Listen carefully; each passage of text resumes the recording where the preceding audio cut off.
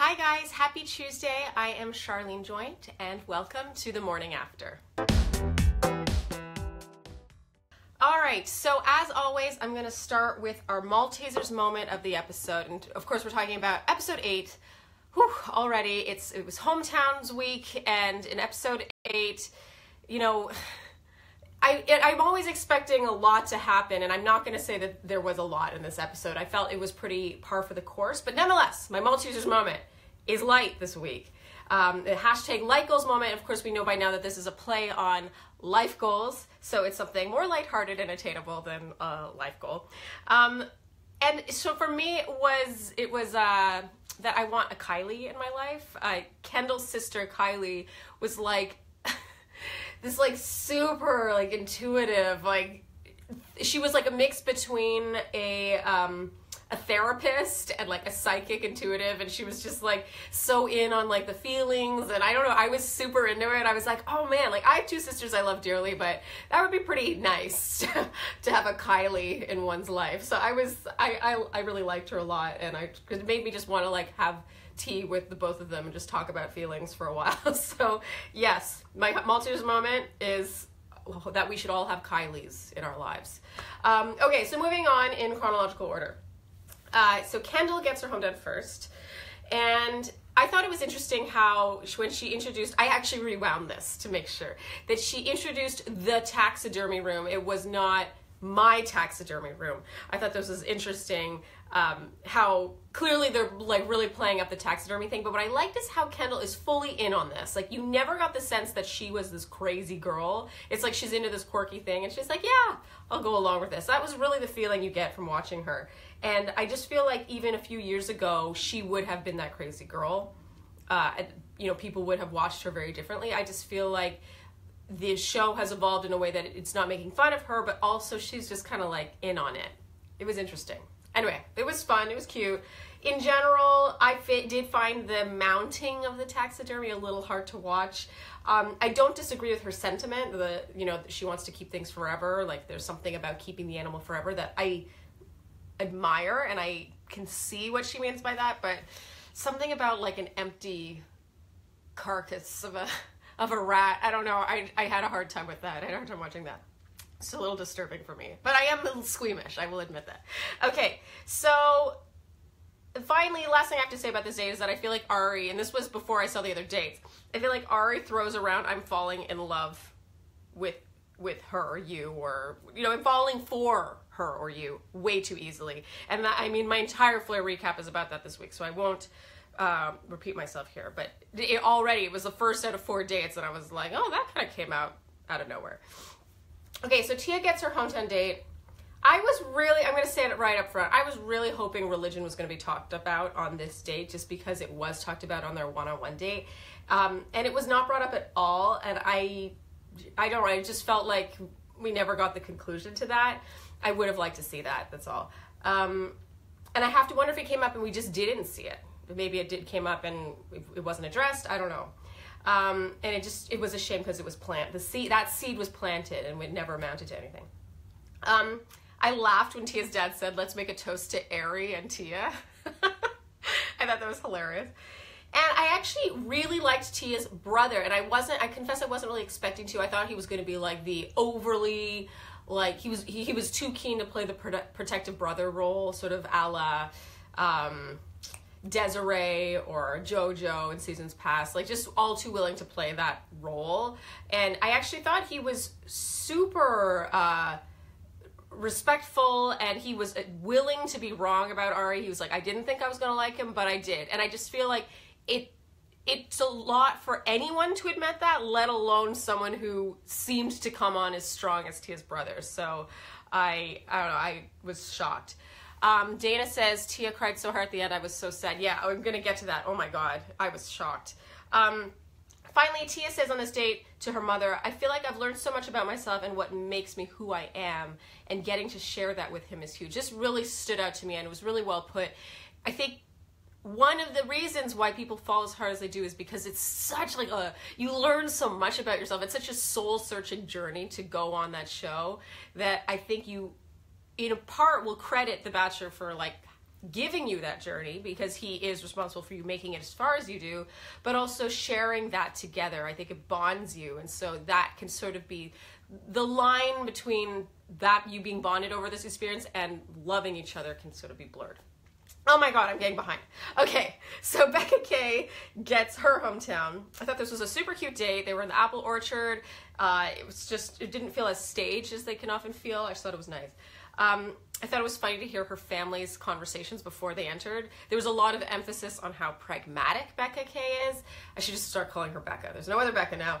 How pragmatic she is and how they were expecting her to be cautiously optimistic at best. I thought this was interesting, how they made a point of showing that, especially since in the end, Ari did win over her family, it seemed.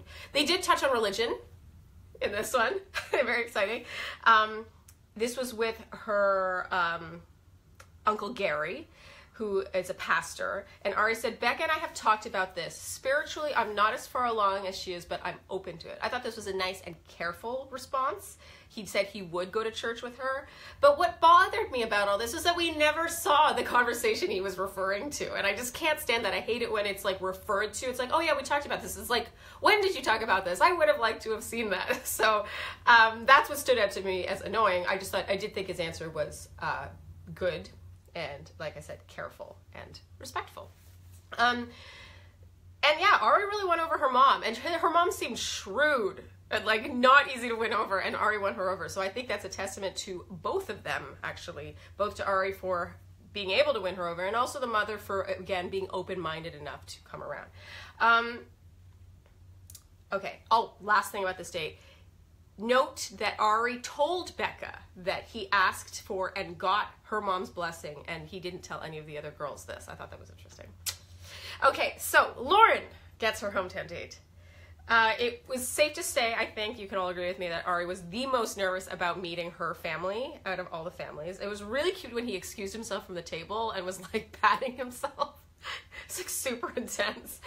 It did seem like this was warranted because her family seemed like there was a lot of like silence. You could kind of see where Lauren got her ability to just sort of be in silence. I thought this was interesting, and it would make me nervous too. So I know myself in those situations, I tend to like ramble more, like just to sort of fill the space. Okay, I really liked Ari's story about having gone to Iraq to meet the soldiers and Marines. It was really fascinating that this was shown. I loved that it was shown, and also I loved the bonding like moment that he had with Lauren's father. I just thought this was really cute. So finally, Lauren is talking to her mother, and I thought it was cute here that she said she could see the weirdness in saying their love could last a lifetime. I thought you could really sense that she could see that. Okay, the light is coming out. For those of you who can't tell, well, you probably can't tell because I'm just in a hotel room. I'm in Vancouver right now. I feel like every time I do one of these videos, I'm in a different hotel room. But now the light is shining differently than it was a moment ago, so I just thought I would let you know. Okay, and the last thing about Lauren's hometown, I don't always feel this way about hometowns in general, but this was one of those ones that I feel like filled the gaps in the relationship. We got a lot of information about the relationship that you can't necessarily see. It's better described than seen. And in this case, it was the fact that they feel like they're similar people and they can sort of read each other's minds. I thought it was about time that we got this. Okay, so rose ceremony. I commend Kendall, wow, do I ever give her credit, for when Ari confronts her, and this was like make or break, like it really seemed like you could really, like he might send Kendall home, you know what I mean? And she still wouldn't just crack and say, and promise whatever, and she could see herself marrying him. She still said, I see a lot in you that I see in a partner for marriage. I thought it was a very careful answer, and I just give her a lot of credit for not just saying what would keep her in the game. And finally, I was obviously floored that Tia went home. I was shocked. And this is one of the joys of watching this show unspoiled, because I truly thought Tia might win or would make final two. So this was just mind-blowing to me, and I was watching by myself, like on my computer, and I was like, oh, I couldn't believe it. It blew my mind. And so it was just a reminder that, resisting the spoilers is worth it because it just makes the viewing experience that much more enjoyable. Okay, I have a few questions I'm going to get to really quickly. Ishani asked, do you think we heard all of Kendall's conversation with Ari during the rose ceremony? No, Ishani, I don't think we did. I feel like it probably went on a lot longer than it appeared to. If you could tell by how the girls were like chatting, you got the impression that they weren't just waiting 5 minutes, if that makes sense. I don't feel like we missed much because I feel like it was probably more of the same that we saw, but yeah, I don't think we saw it all. Jen asked, why on earth didn't we see that Tia was being sent home? It seems like we weren't given any clues this would happen. I mean, I agree, Jen.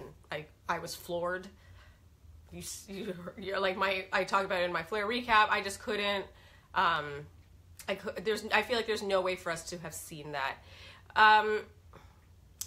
Yeah, I don't know. Maybe with something with her family. Maybe he couldn't see himself in the South. I don't know. I don't know if that was necessarily going to happen. She said she was open to moving.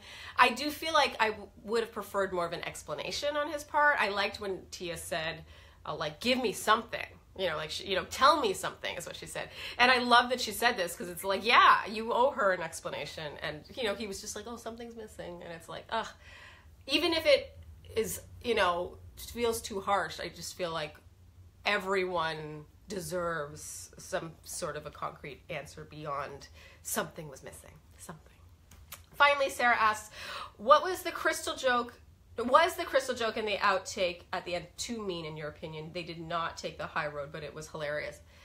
I don't think it was too mean. I really believe that, you reap what you sow. And I do feel like Crystal made enough enemies that she would then be mocked in later, segments. I just don't think it's that shocking. I feel like it could have been worse, actually. So, no, I don't think it was too mean. Okay, so that's it for episode 8, Hometown Week. Don't forget to go to flair.com/themorningafter to sign up for the Maltesers #RoseGoals challenge, where you can win great prizes by predicting who you think will win. So you might as well go do that, flair.com/themorningafter. And thank you for tuning in and following along with me. And I'll see you here. Oh, be sure to read my Flair recap. I like this recap. It is near and dear to my heart this week. And yeah, my Pretty Pandas recap, which will come out later. Thank you so much, you guys, and I'll see you next week. Bye.